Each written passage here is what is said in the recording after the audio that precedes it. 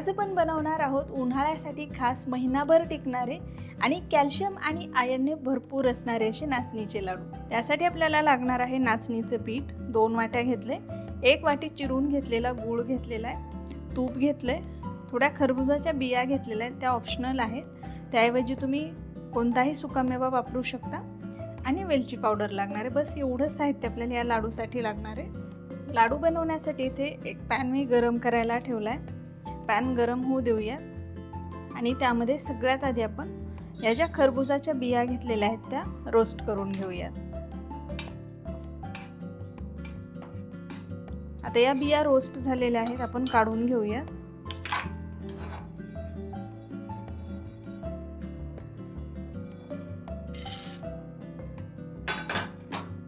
आता पॅन मध्ये घेऊयात तूप।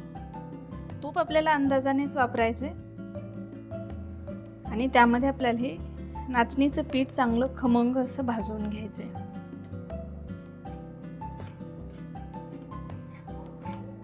पीठ जरा कोरडं वाटते, यामध्ये आपण आणखी तूप घालूयात।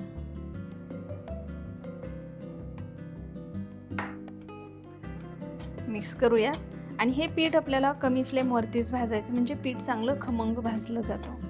सुरुवातीला जर हे मिश्रण घट्ट वाटत असलं तरी जसं हे पीठ भाजलं जाईल तसं ते तूप सोडायला लागतं आणि हे मिश्रण हळूहळू थोडंसं पातळ व्हायला लागतं। त्यामुळे सुरुवातीला खूप जास्तही तूप घालू नका। नाचणी जर खूप जुनी असेल तर तुपाचं प्रमाण जास्तही लागू शकतं। आता पीठ आपलं चांगलं भाजलं गेलेलं बघू शकता, मस्त याचा खमंग असा दरवळ सुटलेला आहे घरभर। गॅसची फ्लेम आता मी बंद करते आणि यामध्ये आता बारीक चिरून घेतलेला जो गूळ आहे तो घालून याला मिक्स करते। गॅस पुन्हा आपल्याला सुरू करायचा नाही, बंदच ठेवायचं आहे। फक्त याला असं मिक्स करून घ्यायचे आणि हे मिश्रण आपल्याला आता गार होण्यासाठी बाजूला ठेवायचे।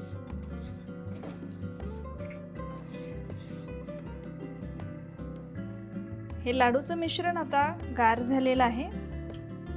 आता हे लाडूचं मिश्रण आपण या मिक्सरच्या जारमध्ये काढूया।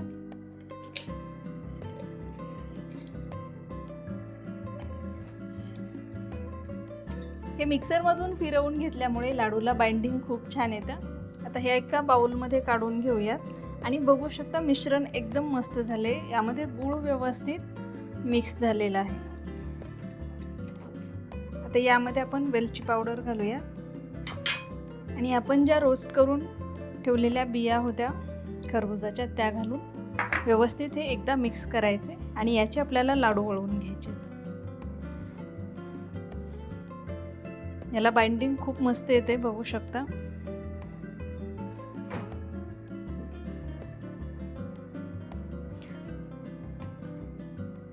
लाडू मस्त वळले जात आहेत, बघू शकता। अशाच पद्धतीने सगळे लाडू इथे मी वळवून घेणार आहे आणि हे लाडू आपण बिना पाकाचे बनवलेले आहेत, त्यामुळे 1 महिनाभर जरी तुम्ही हे ठेवले तरीही खराब होत नाहीत। अशा पद्धतीने सगळे लाडू आता इथे मी वळवून घेते।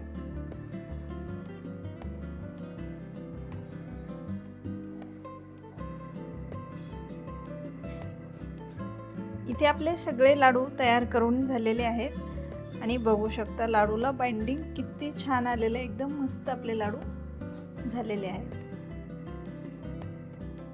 हे लाडू खायलाही खूप खमंग लागतात, नक्की करून बघा। व्हिडिओ तुम्हाला आवडला असेल तर लाईक करायला विसरू नका। चॅनलवरती नवीन असाल तर चॅनलला नक्की सबस्क्राईब करा आणि तुमच्या कमेंट्स नक्की कळवा।